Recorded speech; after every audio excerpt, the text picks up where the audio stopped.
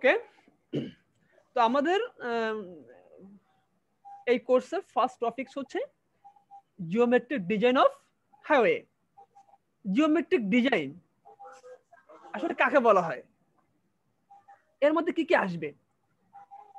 Geometric design for transportation facilities includes the design of geometric cross section, horizontal alignment, vertical alignment, intersection।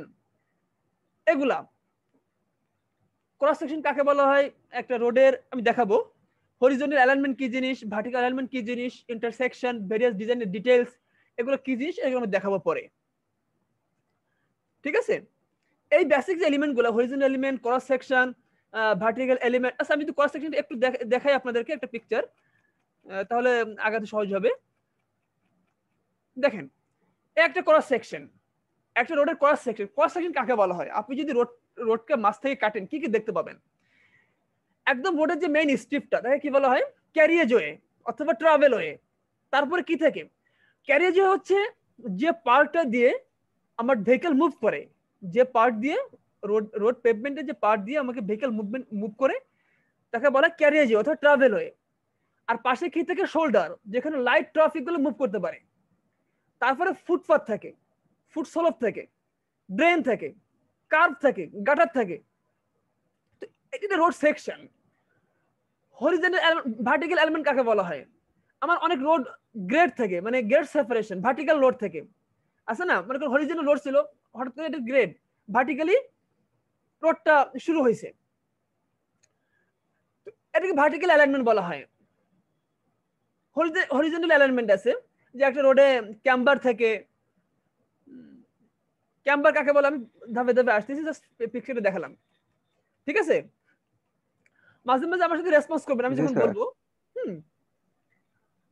এই বিষয়গুলো আমার প্রত্যেকটা রোডওয়ের জন্য, রেলওয়ের জন্য, এয়ারপোর্ট রানওয়ের জন্য, ট্যাক্সিওয়ের জন্য আমাকে এই যে ক্রস সেকশন কি জিনিস, হরিজন্টাল অ্যালাইনমেন্ট, ভার্টিক্যাল অ্যালাইনমেন্ট, এগুলো আমাকে জানতে হবে। আমরা এখানে সেটা দেখবো আর কি। আর এর ডিজাইনটা আমরা সেশনালে দেখবো। ঠিক আছে, এই যে ডিজাইন স্ট্যান্ডার্ড গুলো কিভাবে ডিজাইন করে রোড, আমরা এখানে থিওরিটিক্যাল পার্টটা দেখবো। এরপরে stopping sight distance, overtaking sight distance, এগুলো আমরা এখানে দেখবো। ঠিক আছে, মানে জিওমেট্রিক ডিজাইন বলবে আপনার details deal with the dimension and layout of visible features. একটা রোডে ভিজিবল যারা দেখা যায়, ক্যারিজওয়ে দেখা যায়, শোল্ডার দেখা যায়, তারপরে আপনার গাটার কার্ভ দেখা যায়। গাটার কার্ভ কি জিনিস পরে বলতেছি। ফুটপাথ দেখা যায়, যে ভিজিবল জিনিসগুলো। এইবার এর যে ডিজাইনটা সেটা হচ্ছে আপনার জিওমেট্রিক ডিজাইন। ঠিক আছে, অবজেক্টিভটা কি? The objective of geometric design is to provide optimum efficiency in traffic operation and maximum safety. আমার ট্রান্সপোর্টেশন ইঞ্জিনের মেইন পারপাস, আমি যে প্রথম থেকে বলছি, মেইন পারপাস আমাদের হচ্ছে এফিসিয়েন্সি আর হচ্ছে সেফটি। এটা হচ্ছে কিন্তু আমাদের এই রোডস এন্ড হাইওয়ে ডিজাইনের মেইন পারপাস, যেন আমাদের অপারেশনটা এফিসিয়েন্সি হয় আর সেফটি মুভ করতে পারে আমাদের রোড ইউজাররা। এটা তো মেইন পারপাস। তো সিমিলারলি জিওমেট্রিক ডিজাইনের সেম পারপাস, যে আমাদের সেফটি উইথ রিজনেবল কস্টের মধ্যে কিভাবে রোড ইউজাররা চলাফেরা মুভ করতে পারে, ট্রাভেল করতে পারে, এটা তো মেইন পারপাস। তো the main components that will discuss আর, যেগুলো বললাম আর কি, যে জিওমেট্রিক ডিজাইন কোন কোন ফ্যাক্টর এফেক্ট করে, highway alignment, road classification, pavement surface characteristics, cross section, side distance, horizontal alignment, vertical alignment, এগুলো আমরা দেখব। মানে এটা হচ্ছে জিওমেট্রিক ডিজাইনের মেইনলি এলিমেন্ট গুলা, মানে টপিকস আর কি, এগুলো আমরা দেখবো আসলে। তো ফার্স্টে আসেন যে কি কি ফ্যাক্টর জিওমেট্রিক ডিজাইন এফেক্ট করে। ফার্স্ট হচ্ছে ডিজাইন স্পিড। আচ্ছা ডিজাইন স্পিড কাকে বলা হয়?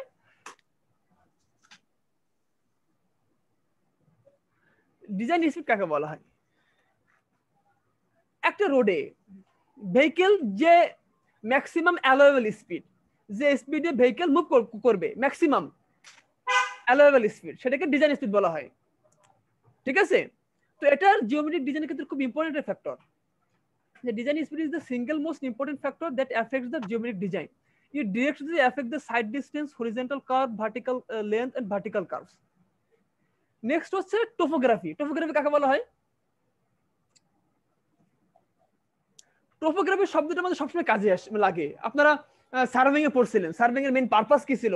যে to produce, to prepare a topographical map, to prepare a astronomical map, to prepare a photographic map.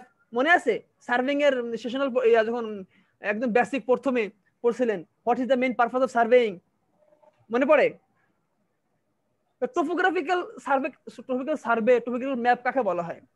Topography মানে ল্যান্ডের উপরে প্রিলিমিনারি যে ফিচার গুলো থাকবে, এগুলো সমন্বয়, যেটা যেমন আমার এই প্লেনটা, রোডটা কি প্লেন নাকি হিলি নাকি মাউন্টেনিয়াস, আশেপাশে কি কি আছে, আশেপাশে কি কি কনস্ট্রাকশন আছে, পন্ড, বিল্ডিং, এভরিথিং, এগুলো টোপোগ্রাফি।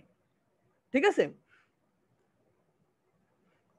আমার সাথে রেসপন্স করবেন আর জি স্যার। বুঝতে পারলে কোশ্চেন করবেন। ঠিক আছে, জি স্যার। জি স্যার। এরপর দেখেন আমাদের জিওমেট্রিক ডিজাইনে কোন ফ্যাক্টর, আর কি কি ফ্যাক্টর আছে? ট্রাফিক ফ্যাক্টর আছে। Traffic factor, it is the crucial importance in highway design is the traffic data, both current and future estimates. মানে ট্রাফিক ফ্যাক্টরের মধ্যে আসবে ট্রাফিক ভলিউম। ভলিউম কাকে বলা হয়? Volume total number of vehicles passing in a specific area length, মানে একটা নির্দিষ্ট সেকশনে যে পরিমাণ ভেহিকল মুভ করে, ওই এডিটি এডিটি এই টাইপের। ঠিক আছে, এরপর আছে লেভেল অফ সার্ভিস, যেটা আপনাদের ট্রান্সপোর্টেশন ইঞ্জিনিয়ারিং সেশনাল অনেক পড়া করছিল। লেভেল অফ সার্ভিস কাকে বলা হয়? কারোর ধারণা আছে লেভেল অফ সার্ভিস কি জিনিস? কারোর কোনো ধারণা আছে? লেভেল অফ সার্ভিস, আচ্ছা একটা রোডে মনে করেন আপনার শিববাড়ি থেকে দৌলতপুর যেতে যে পরিমাণ জ্যাম, আপনি যদি বাইপাস ঘুরে যান, বাইপাস দিয়ে ফুলবাড়ি গেট যান, তাহলে জ্যাম কোনটাতে বেশি হবে, কোনটাতে কম হবে? বিশ্ব রোড দিয়ে কম হবে। হ্যাঁ, তো রাস্তা যে সার্ভিস কন্ডিশনের উপরে মানে রোডকে এলওএস বলা হয়। লেভেল অফ সার্ভিস 6টা লেভেল অফ সার্ভিস আছে। Level of service A B C D E and F. Level of service F মানে হচ্ছে সবথেকে কনজেস্টেড রোড, যেখানে সব দিক থেকে ট্রাফিক আসে, ভেহিকল আসে, প্রচুর জ্যাম থেকে। আর লেভেল অফ সার্ভিস এ মানে সবথেকে ভালো রোড, এক্সপ্রেসওয়ে বলা হয়, যে কোনো ধরনের মানে আপনার সব ধরনের অ্যাক্সেস কন্ট্রোল থাকে।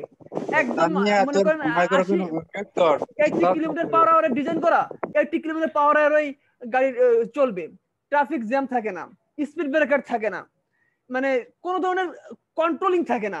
কন্ট্রোলিং বলতে ট্রাফিক কন্ট্রোল যে এগুলো বলা হয়। সবথেকে সুপার রোড, স্পিড কোনো মানে রেস্ট্রিকশন নাই। ঠিক আছে, লেভেল অফ সার্ভিস 6টা আছে। কয়টা? Level service A, level service B, level of service C D E and F. সবথেকে ভালো রোড কোনটা? Level of service A. তো এই কন্ডিশনের উপর ডিপেন্ড করবে জিওমেট্রিক ডিজাইন। ওকে, এরপর আছে যে এডিটি, এটা আছে। এনভায়রনমেন্টাল ফ্যাক্টর আছে। এনভায়রনমেন্টাল ফ্যাক্টর কি? Air pollution, temperature, land escaping, noise pollution. ঠিক আছে, এগুলো কিন্তু আমার জিওমেট্রিক ডিজাইনের মধ্যে আসবে। ওকে স্যার, এখন আসেন রোড ক্লাসিফিকেশন। রোডের অনেক ক্লাসিফিকেশন আছে, আমি লাস্টের দিকে ডিটেইলস ক্লাসিফিকেশন পড়াবো। এখানে জাস্ট বেসিক ক্লাসিফিকেশন দেখবো যে এক্সপ্রেসওয়ে কাকে বলা হয়। Expressway, freeway, highway, arterial, local streets, collectorate কাকে বলা হয়। ঠিক আছে, আমরা জানি ন্যাশনাল হাইওয়ে আছে, রিজিওনাল হাইওয়ে, ফিডার রোড এ, ফিডার রোড বি, আরো রোড আছে, সেগুলো আমরা পরে দেখবো। এখানে জাস্ট বেসিক 4-5টা যে ফ্রিওয়ে কাকে বলা হয়। Freeway are access controlled divided highway. What is the level of service A? But totally access controlled. Yes, sir. Most freeway are 4 lane. 4 lane. 2 lane is direction. But many freeway widen to incorporate more lanes as they enter urban areas. ঠিক আছে? Yes, sir. Expressway কি? এটাও they are superior type of highway and are designed for the high speed. 120 km/h is common. High traffic volume and safety. They are generally provided with great separation. Great separation মানে কি? নিচ দিয়ে road আছে, উপর দিয়ে road আছে, ঠিক আছে বাংলায়। জি স্যার, তো ঠিক আছে 120 কিলোমিটার পার আওয়ার ঘন্টায় স্যার। মানে নিচে দিয়ে রোড আছে উপর দিয়ে রোড আছে, গেট সেপারেশন। ঠিক আছে, parking loading and unloading of গোল and pedestrian traffic is not allowed on expressway. ঠিক আছে, পার্কিং লোডিং আনলোডিং তারপরে গুডস মানে মালামাল pedestrian is not allowed on expressway. সবই একটা গেল ফ্রিওয়ে, একটা হচ্ছে এক্সপ্রেসওয়ে, একটা হচ্ছে হাইওয়েতে আসেন। দে রিপ্রেজেন্ট দ্য সুপারিয়র, এটাও superior type of road in the country. Highways are two types, একটা হচ্ছে রুরাল হাইওয়ে, একটা urban highway. Rural highway are those passing through rural area, villages, and urban highway are those passing through the large cities, towns, etc. Arterial road আছে, it is a general term denoting a street primarily meant for through traffic, usually on a continuous route. They are generally divided highway with fully or partially controlled access. এটা এটা highway হতে পারে কিছু partially কিংবা ফুলি access control, মানে access আসবে, মানে কিছু রোড এদিক ওদিক আছে। ঠিক আছে, মানে কিছু কিছু জায়গায় থামতে হতে পারে, এইরকম রোড। লোকাল স্ট্রিট তো বুঝতেছেন, আর কালেক্টর স্ট্রিট আছে। আপনি ফিগারটা দেখেন, ফিগারটা দেখলে বুঝতে পারবেন।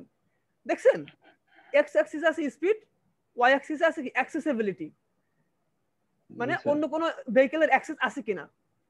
সব থেকে দেখছেন যখন অ্যাক্সেস জিরো, সেটা কি বলা হচ্ছে ফ্রিওয়ে। কিছু অ্যাক্সেস আছে এক্সপ্রেসওয়ে, আর একটু অ্যাক্সেস, অ্যাক্সেস বলতে এখানে pedestrian vehicle others loading unloading এগুলো বোঝাচ্ছে। আরো বেশি অ্যাক্সেসিবিলিটি সেটা কি বলা হচ্ছে হাইওয়ে, আরো বেশি আর্টেরিয়াল, আরো বেশি লোকাল স্ট্রিট, আরো বেশি অ্যাক্সেসিবিলিটি কালেক্টর স্ট্রিট। ঠিক আছে, এটা হচ্ছে বেসিক আমাদের ডেফিনেশন। কারো কোনো কোশ্চেন থাকলে আমাকে নক করতে পারেন, কোনো সমস্যা নেই। বুঝা গেছে এই চার পাঁচে যে কি বলে ডেফিনেশনটা? জি স্যার। এখন আসেন হাইওয়ে অ্যালাইনমেন্ট।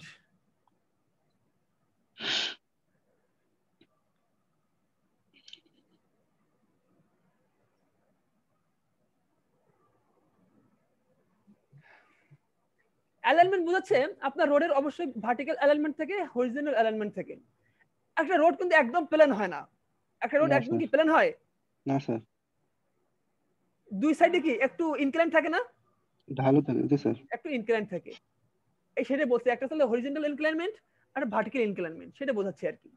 ঠিক আছে, লেআউটটা এই যে the position of the layout of the central line of the highway on the ground is called the alignment. Central line K alignment বলা হবে। Horizontal alignment includes a straight and curved path. Vertical alignment হচ্ছে level and gradients, ওই যে grade separation, নিচ দিয়ে road আছে, উপর দিয়ে রোড আছে, সাইড দিয়ে রোড আছে, হ্যাঁ নট সাইড মানে grade separation আর কি, ভার্টিক্যাল অ্যালাইনমেন্ট। জিওমেট্রিক ডিজাইনের মধ্যে এই যে gradient, radius of curve, side distance এগুলা থাকবে, এটা আমরা এটা পড়বো আর কি এখন। আচ্ছা এখন আসেন ক্রস সেকশনাল এলিমেন্টস। এই একটা রোডের ক্রস সেকশন, যদি কথা বলে যে একটা রোডের ক্রস সেকশন আঁকতে পারবে না? জি স্যার। যে মাঝে কি থাকে ক্যারিজওয়ে, তারপর শোল্ডার, তারপরে ড্রেন থাকে, ডিস থাকে, স্লোপ থাকে, এগুলা। এটা দেখেন টু লেন হাইওয়ে, আর এটা হচ্ছে ডিভাইডেড হাইওয়ে, মানে মাঝে মিডিয়ান আছে। যেমন আমাদের 0 পয়েন্ট থেকে যদি রূপসার দিকে যান, কি মাঝে অনেক বড় মিডিয়ান আছে না? জি স্যার। কিংবা শিববাড়ি থেকে যদি নিউ মার্কেটে যান, মাঝে মিডিয়ান আছে না? জি স্যার। মিডিয়ানের পরে শোল্ডার, ট্রাভেলওয়ে, শোল্ডার, ট্রাভেলওয়ে, ক্যারিজওয়ে আর কি, যেটা বলতেছি আমি, এই ক্রস সেকশন আর কি। আরেকটা আছে, একটা আছে রোডের ক্রস সেকশন, আর একটা আছে রাইট অফ ওয়ে। রোডের রাইট অফ ওয়ে কাকে বলা হয়? আমি একটা পিকচার দেখে আপনাদেরকে, পিকচারটা হচ্ছে এই যে typical right of way. Right of way cross section মোটামুটি একই রকম। এই দেখেন এসব ক্যারিজওয়ে, শোল্ডার, ঠিক আছে, টোটালটা মিলিয়ে যে ড্রেন থাকে, এই যে ড্রেন ট্রেন থাকে, টোটালটা মিলিয়ে টোটাল প্রসেসটাকে বলা হয় রাইট অফ ওয়ে। ঠিক আছে স্যার। এখন আসেন পেভমেন্ট সারফেস। পেভমেন্ট কি স্মুথ হলে ভালো না রাফ হলে ভালো? পেভমেন্ট সারফেসটা স্যার রাফ হইলে ভালো হয়।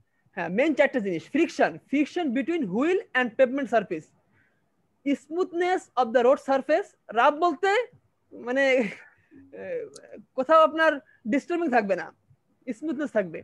এই স্যার মানে গাড়ি চাকা যাতে স্কিড না করে ট্রাকের দ্য পরে লাইট থাকে। রিঅ্যাকশন হ্যাঁ ক্যারেক্টারিস্টিক্স, মানে হাই জি স্যার। লাইট রিঅ্যাকশন ক্যারেক্টারিস্টিক্স, মানে রিফ্লেক্ট না করে, ঠিক আছে, টপ অফ পেভমেন্ট সারফেস, এবং surface of drainage totally restricted থাকবে। যদি ড্রেনেজ থাকে রোড ভালো থাকবে?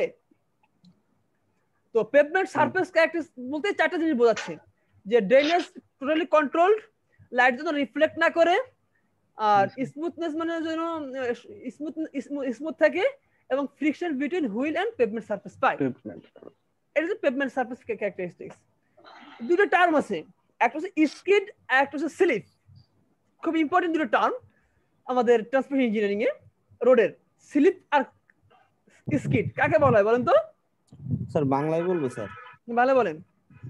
স্যার আপনার স্লিপটা হচ্ছে কি যখন আর কি ব্রেক করা হয়, রাস্তা যদি অতিরিক্ত স্মুথ থাকে তাহলে ওই গাড়ি মানে গতি মানে চাকা বন্ধ হয়ে গেলেও ওরা কিন্তু ওই ওই স্লিপের কারণে মানে রোড অতিরিক্ত স্মুথ আচ্ছা হওয়ার বুঝছি, কারণে সামনে আগায় যায়।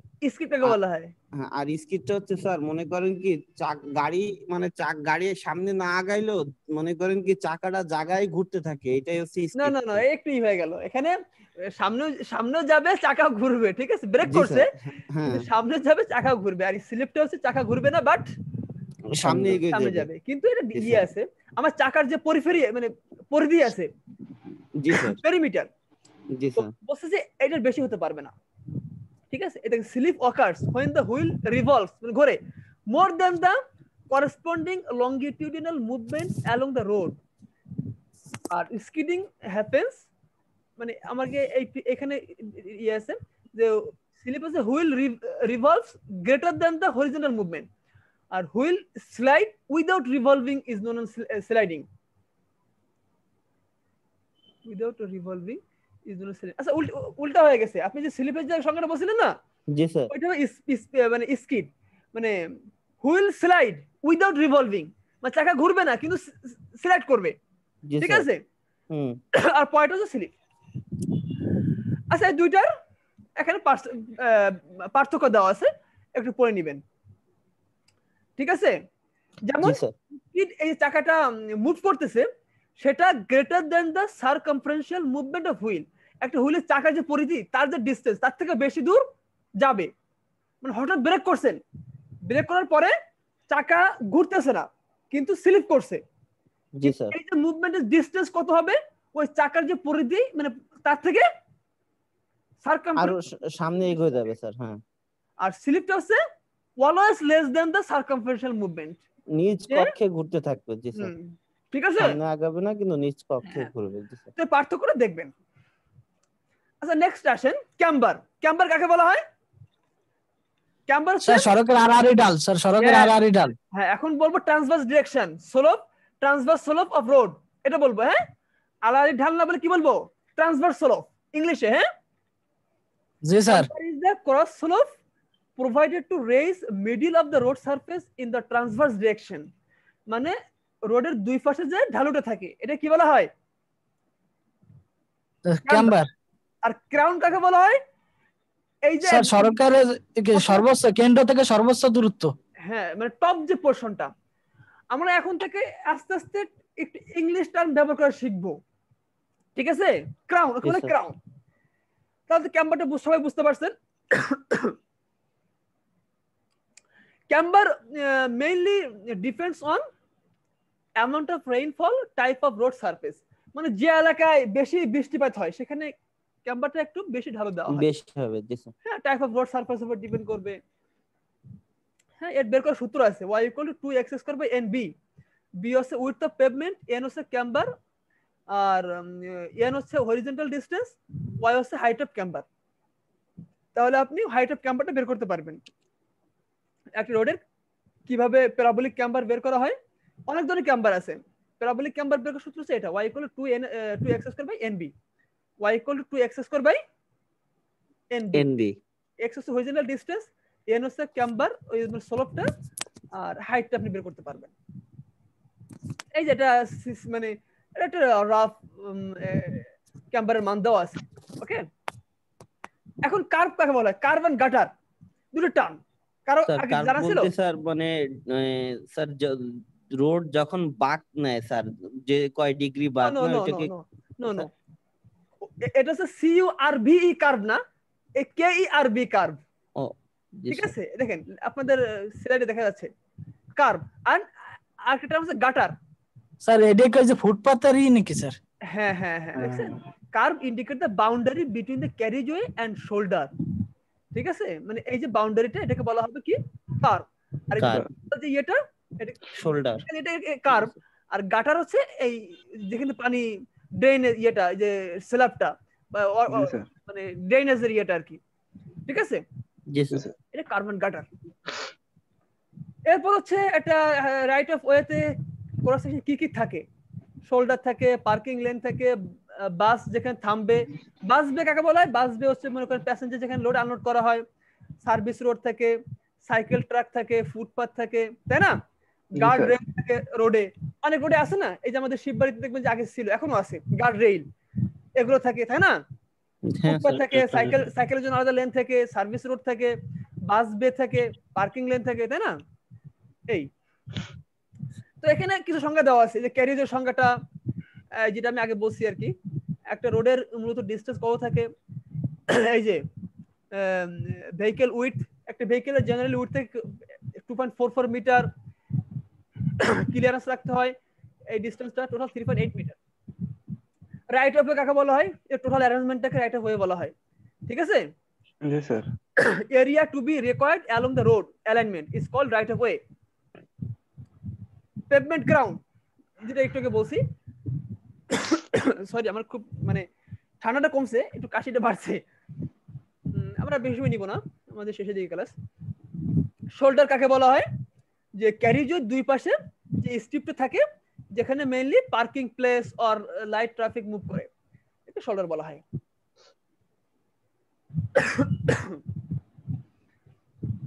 আমরা আজকে ক্লাসে লাস্ট টপিকসে সাইড ডিসটেন্স কাকে বলা হয়? ও সাইড ডিসটেন্স,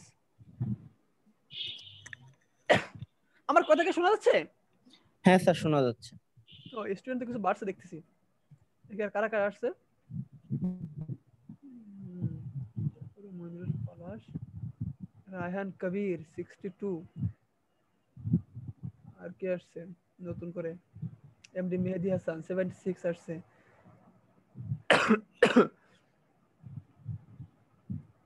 আর আসছে হচ্ছে বিশ্বজিৎ আসছে। ওকে ওকে, আচ্ছা দেখেন লাস্ট টপিক যেটা খুব ইম্পর্টেন্ট টপিকস, আমার নেক্সট ক্লাসে এই টপিকস এর প্রবলেম করব, খুব ইম্পর্টেন্ট টপিকস আর কি। দেখেন ফার্স্ট হচ্ছে সাইড ডিসটেন্স কি জিনিস। সাইড ডিসটেন্স তিন প্রকার: stopping sight distance, intermediate sight distance, overtaking sight distance. আর সাইড ডিসটেন্স হচ্ছে sight distance is a length of road surface which a particular driver can see with an acceptable level of clarity. মানে driver এমন জায়গায় বসছে যেখান থেকে সে সামনে যে অবজেক্ট গুলো আছে, driver can see with an acceptable level of clarity, মানে তার উইদাউট এনি রেস্ট্রিকশন সে সামনের বস্তুকে দেখতে পারবে। ঠিক আছে, এটা কি বলা হয়? Sight distance. জি স্যার। আর স্টপিক সাইড ডিসটেন্স কাকে বলা হয়? স্টপ সাইড, দেখেন এখানে আরেকটা কথা লেখা আছে যে it establishes an acceptable design speed based on a driver ability to visually identify and stop for a particular unforeseen roadway hazard or pass a solar vehicle without bearing in conflict with opposite traffic, যেটা বললাম আর কি। ঠিক আছে, সে যেন without restriction সে যেন দেখতে পারে এবং যদি চায় সে স্টপ করতে পারবে, এটা সাইড ডিসটেন্স। আর স্টপিং সাইড ডিসটেন্স হচ্ছে stopping side distance হচ্ছে stopping side distance is defined as the distance needed for driver to see an object on roadway ahead and bring their vehicles to safe stop before colliding with object. মানে কি বুঝতে পারছেন? সামনে একটা vehicle আছে, সে design স্পিডে চালায় আসতেছিল, এমন ডিসটেন্স সে সামনে একটা স্লো মুভিং ভেহিকল দেখছে কিংবা একটা অবস্ট্রাক্ট দেখছে, তাকে গাড়িটা থামাতে হবে। সে যদি একদম গাড়ির পিছনে থাকে তাহলে কি হঠাৎ করে থামাতে পারবে? না স্যার। উইদাউট অ্যাক্সিডেন্ট থামাতে পারবে না। তাহলে stopping side distance without any collision, একটা ড্রাইভার মানে সামনে একটা গাড়ি আছে কিংবা একটা অবস্টাকেল আছে, পিছনের গাড়িটা উইদাউট অ্যাক্সিডেন্ট সে যেন সেফলি গাড়িটাকে স্টপ করাতে পারে। এই যে নিরাপদ দূরত্ব বজায় রাখবে। মিনিমাম ডিসটেন্স, একে বলা হয় স্টপিং সাইড ডিস্টেন্স। আর একটা হচ্ছে ওভারটেকিং সাইড ডিস্টেন্স। কাকে বলা হয়? The overtaking side distance is the minimum distance open to vision of driver of a vehicle intending to overtake the solo vehicle at safety against the traffic in opposite direction. মানে বুঝতে পারছেন? জি sir. সামনে একটা solo moving vehicle আছে, তাকে এখন overtake করতে হবে। ওভারটেক করতে হবে সেফলি। আবার অপোজিট দিক থেকে একটা গাড়ি আসতেছে অন্য লেন দিয়ে, জি স্যার। সেফলি যে মিনিমাম ডিসটেন্সে সে ওভারটেক করতে পারে সেটাকে ওভারটেকিং সাইড ডিসটেন্স বলা হয়। আর ইন্টারমিডিয়েট সাইড ডিসটেন্স এটা হচ্ছে আমার স্টপিং সাইড ডিসটেন্স দ্বিগুণ, এই ডিসটেন্সটাকে বলা হয় ইন্টারমিডিয়েট সাইড ডিসটেন্স, মানে আরো একটা স্টপিং মানে ডাবল আর কি, ঠিক আছে? এটা ইন্টারমিডিয়েট সাইড ডিসটেন্স। এখন দেখেন এটা ইম্পর্টেন্ট টার্ম পিআইইভি, টাইম কাকে বলা হয়? Reaction time. মানে একটা ড্রাইভার একটা গাড়ি দেখলো, সে তো সাথে সাথে গাড়ি থামাতে পারে না। না স্যার। এর মধ্যে চারটা জিনিস ঘটে, একটা হচ্ছে পি, একটা হচ্ছে আই, একটা হচ্ছে ই, একটা হচ্ছে ভি। পি কে বলা হয় পারসেপশন, মানে the time to see or discern an object or event. যে টাইমে সে হঠাৎ করে একটা সামনে অবস্টাকেল দেখছে কিংবা একটা ভেহিকেল দেখছে, পারসেপশন। ইন্টেলেকচুয়াল, এখন সে মনে ভাবছে যে না আমার গাড়ি থামাতে হবে, তাই না? এত কিন্তু কিছু সময় চলে গেছে। ইমোশন, এখন সে ডিসাইড করছে না আমি গাড়ি থামাবো এখন, মানে সে দেখছে, চিন্তা করছে, ডিসিশন নিছে, ঠিক আছে? ডিসিশন নেওয়ার পরে সে এখন এক্সিকিউট করলো, ভলিউশন বলা হয়। দ্য টাইম টু কন্টিনিউ মানে initiate the action, for example the time to engage the brake, মানে ব্রেকটা কষলো, মানে ব্রেকটা প্রেস করলো। এই চারটা মিলে কি বলা হয়? রিঅ্যাকশন টাইম, ঠিক আছে? রিঅ্যাকশন টাইম আমাদের অঙ্ক কোশ্চেন খুব লাগবে, এই রিঅ্যাকশন টাইম কি জিনিস, তখন ধরে বলছে রিঅ্যাকশন কি জিনিস, রিঅ্যাকশন টাইম এই পাঁচটা জিনিস ডিপেন্ড করে। পিআইইভি মানে এখানে আর কয়েকটা জিনিস আছে, ব্রেক এফিসিয়েন্সি, এফিসিয়েন্সি ব্রেক, ঠিক আছে? ব্রেক অফ এফিসিয়েন্সি আমরা বের করতে পারবো, স্পিড অফ ভেহিকল এগুলো আসবে আর কি। কিন্তু পিআইভি যে প্রসেসটা সেটা বুঝতে পারছেন? The perception reaction time for a driver is often broken down into the four components that are assumed to make up the perception reaction time. These are referred to as PIEV time or process. এই তো এটা ছিল আমাদের geometric ডিজাইনের basic কিছু কথাবার্তা, আরো বিস্তারিত থাকবে। আমরা নেক্সট ক্লাসে 4-5টা অঙ্ক করব এবং আরো কিছু থিওরি টাইপের জিনিস আছে সেগুলো আমরা দেখব। আজকের লেকচারে কারো কোনো প্রবলেম আছে কিনা please share with me.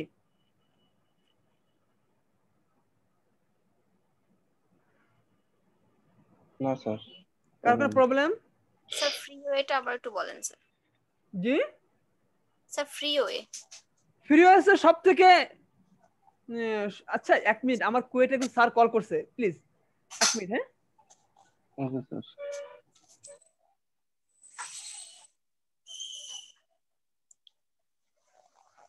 Sir আপাতত না, একটু দেখতে হবে স্যার, ভালো ভাই দেখে। তো আজকের ক্লাস থেকে নেক্সট ক্লাসটা কয়েক হাজার গুণ ইম্পর্টেন্ট আর কি।